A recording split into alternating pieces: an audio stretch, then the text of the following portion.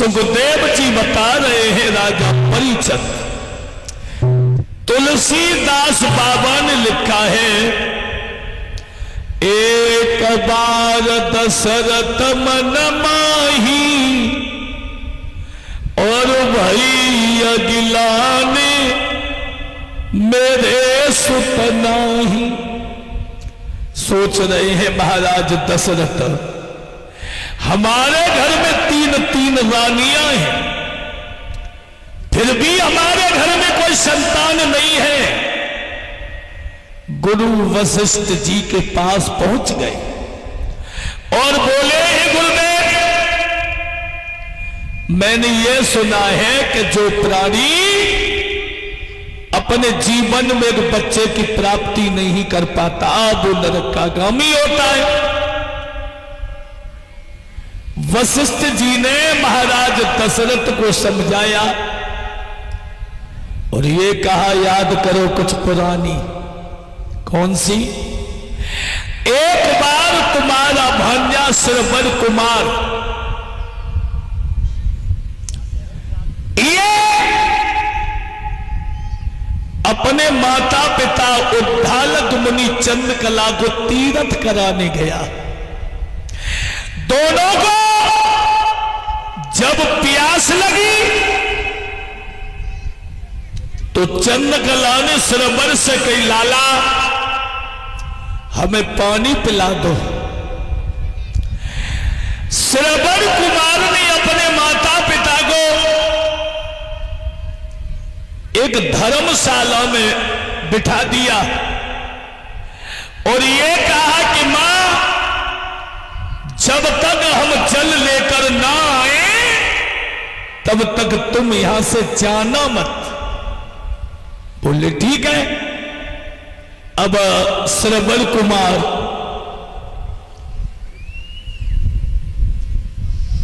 जब यह सरयू नदी के किनारे पहुंचा,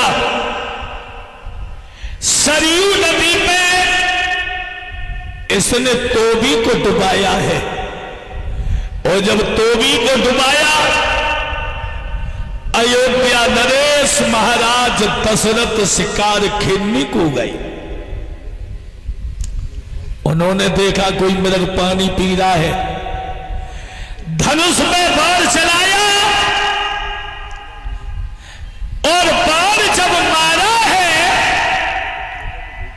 तो श्रवण कुमार के सीना को विहीन कर दिया और जब सीना को विहीन किया है, श्रवण कुमार धरती पर गिर गया। मुंह से दो ही शब्द निकले, हाय मां और हाय राम।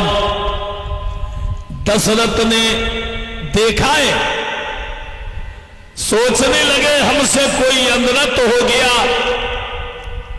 सरयू नदी की गोदी में पहुंचे तो देखा है कि श्रवण कुमार सगा भांजा पर आए हैं। गोदी में ले लिया श्रवण कुमार को तो श्रवण कुमार ने एक शब्द कहा, मामा तुमने हमें बाण तो मार दिया, तो तुमसे एक हमारा निवेदन है मामा, सुनो।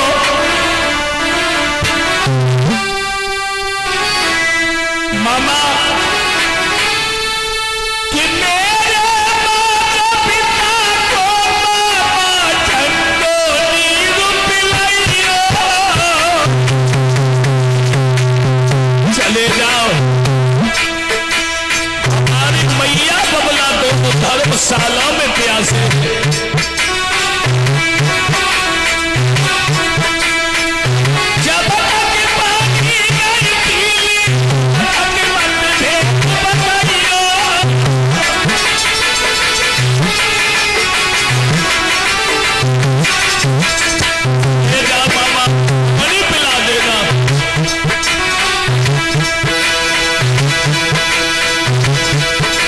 महाराज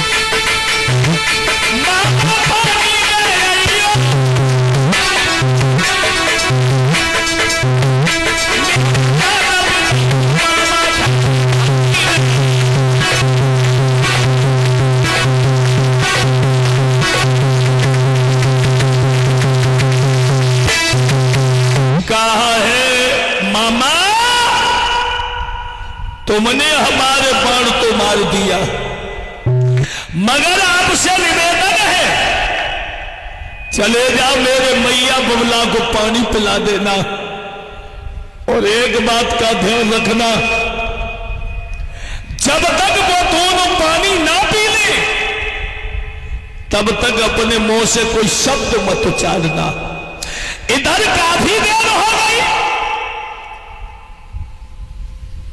श्रवण जल लेकर के नहीं आया,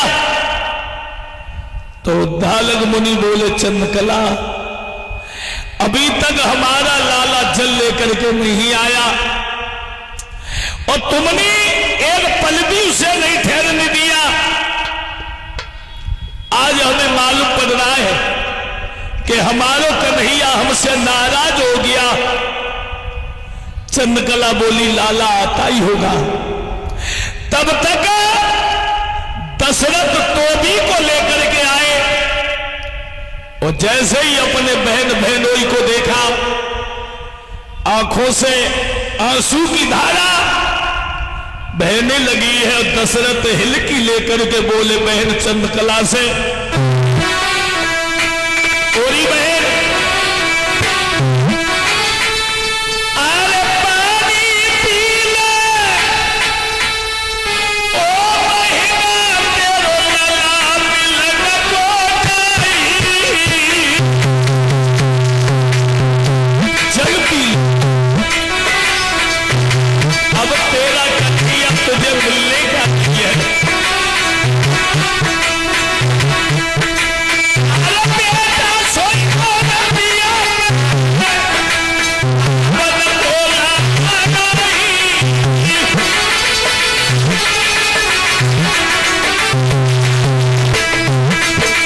दशरथ बोले पानी पी ले। महाराज सुनी जब भैया की कहानी, सुनी भैया की बात बहन के घर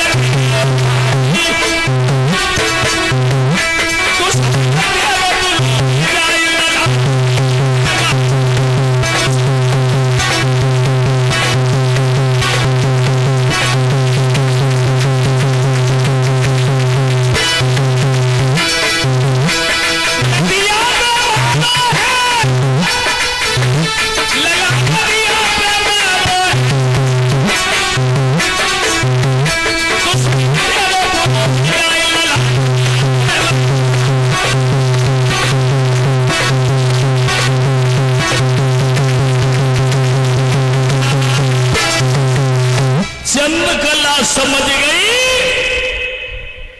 और अभागे तूने आज हमारे बेटा को हमसे छीन लिया। जब चंद्रकला ने सुना है कि श्रवण नदिया पे मारा गया, परिचित शब्द भेदी दो ही राजा हुए थे, या तो पृथ्वीराज चौहान या फिर अयोध्या नरेश महाराज दशरथ। चंद्रकला उद्धालक मुनि ने हाथ जोड़े, दशरथ तू बेटे का दर्द नहीं समझ पाएगा। जिस माता पिता के सामने जवान बेटा की मिट्टी रखी हो, लाश रखी हो, तो माता पिता की कमर टूट जाती है बुढ़ापे में। एक काम करो, तुमने हमसे हमारा बेटा तो छीन ही लिया, एक बार हमें हमारे लाला से मिला दे। अपने बहन बहनोई दोनों अंधे हैं, उनकी अंगुली पकड़ी और उंगली पकड़ करके जब नदिया के किनारे पहुंचे, चंद्रकला ने जब अपने लाला की लाश को देखा तो मैया पागल हो गई। ओरे श्रवण, तूने तो कहा था कि मैया हम तुझे तीरथ कराएंगे, मगर तू आज हमें अधमर में धोखा दे के चला गया।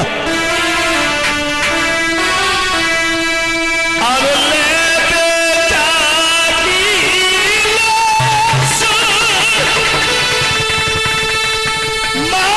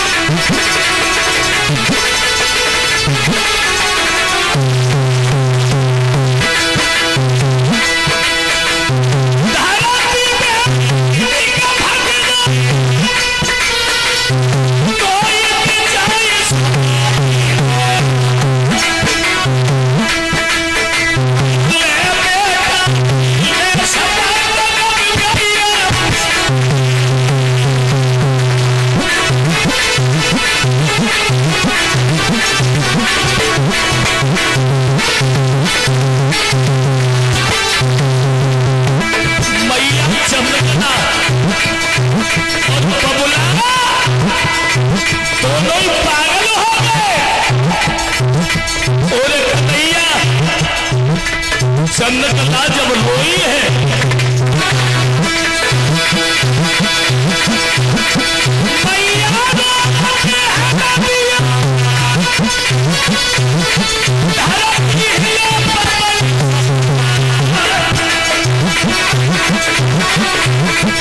मैया चंद्रकला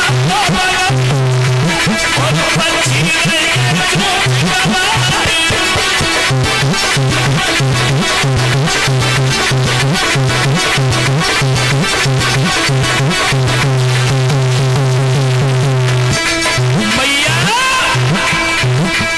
चंद्रकला जब रोई, अब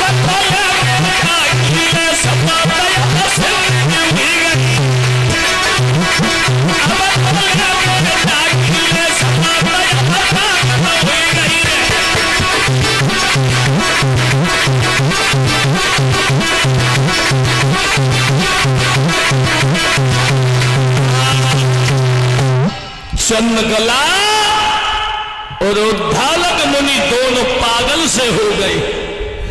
उद्धालक मुनि ने हाथ जोड़े, दशरथ तूने हमसे हमारा कन्हैया तो छिना लिया, अब एक काम कर दे, हमारे लाला की चिता बना दे। उसी नदी के किनारे जब चिता बनाई, उद्धालक मुनि बोले, दशरथ जिस पिता की चिता में एक बेटा को आग लगानी चाहिए और बेटा की चिता में बाप आग लगाए तो वो दुनिया का सबसे अभागा पिता होता है। और तू नहीं जानता बेटे का दर्द क्या होता है। हम अपने लाला के साथ प्राण देंगे, जैसे ही अग्नि चली और धू-धू करके अग्नि चली है, चंद्रकला बोली, महाराज अब हमारा बेटा दुनिया में नहीं रहा तो अब हमारा रह करके दुनिया में क्या होगा। जैसे ही धू-धू कर अग्नि जली, मगर उद्धालक मुनि चंद्रकला ने दशरथ को एक श्राप दे दिया। क्या श्राप दिया? जा हम तुझे श्राप देते हैं, जिस तरीका से अपने बच्चे के वियोग में हम प्राण दे रहे हैं, एक दिन वो होगा कि तेरी मौत जो होगी वो बच्चे के वियोग में होगी। परीक्षित दिया तो श्राप, पर वो वरदान बन गया। महाराज दशरथ को श्राप दिया कि तेरी मौत बच्चे के वियोग में होगी। अब स्वाभाविक है कि बच्चे का जन्म होना, मतलब श्राप दिया और वो वरदान बन गया। बंदो उधर दोनों खत्म हो जाते हैं, लाला के साथ में चले गए और इधर वशिष्ठ जी ने सारी बात समझाई। महाराज दशरथ से कहा कि तुम्हारी मौत जो है वो बच्चे के वियोग में लिखी है। राजन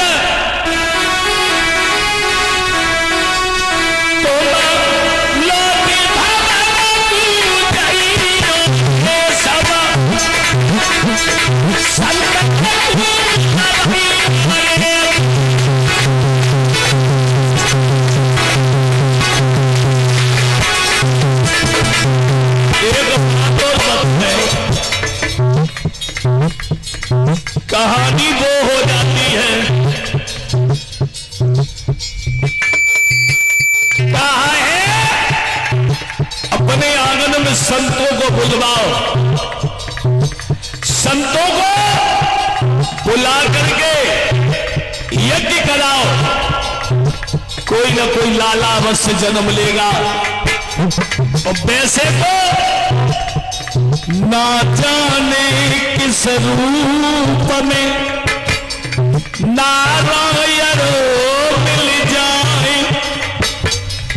अगर कोई संत आ जाए, अगर साधु के भेष में है तो ज्यादा नहीं तो उसे भोजन जरूर कराना चाहिए। अगर संत भोजन करके आ रहा है तो चल पिलाना चाहिए। परिषद भागवत में कलयुग वृत्तांत में स्पष्ट लिखा हुआ है कि कलयुग में आकर के संतों की महिमा ही आगे बढ़ेगी। इस कलयुग में संतों की महिमा से कोई टिका नहीं सकता। दशा दूसरी है।